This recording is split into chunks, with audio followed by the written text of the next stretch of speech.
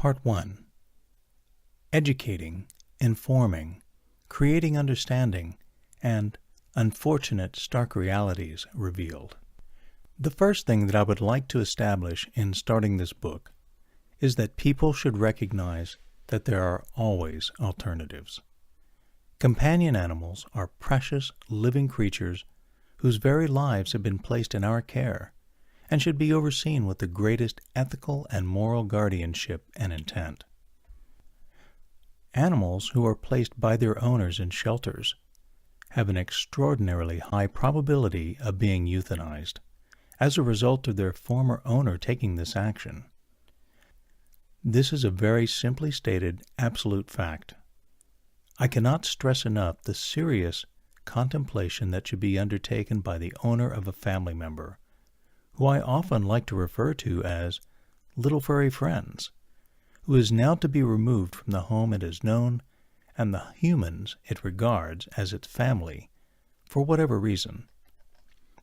This is a living and feeling creature, one with memory and real, truly felt emotions, who has at one time been brought into your life with an intention by you of becoming a part of your family. Animals most definitely bond with their human counterparts, as everyone knows, and consider themselves a part of the family structure. The animal does not have a concept in reality that goes beyond this initial intention by you to make it a permanent part of your life. Being a professional rescuer, I have seen more than my share of animals callously removed from everything they have ever known or understood, and the ramifications of that action. It is truly a heart-wrenching and sorrowful sight to bear witness to. Animals, unlike humans, do not possess the ability to mask or hide their emotions. They do, however, most definitely possess them, and they are expressed in extremely obvious ways that even a layperson or child can and do recognize. I myself have 3 small dachshunds that share my home with me, just as any individual reading this book right now knows or has observed.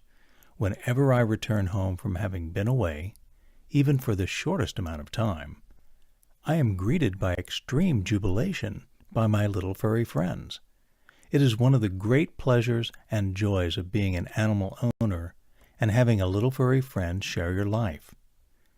Animals do not possess a concept of time, in my opinion, and each occasion in which I return home is another reason for my little pack to celebrate our deep connection and loving relationship with one another.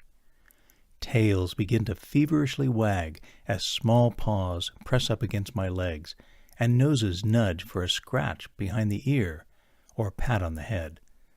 All the while softly they yip with great unbridled excitement at the celebration of my return.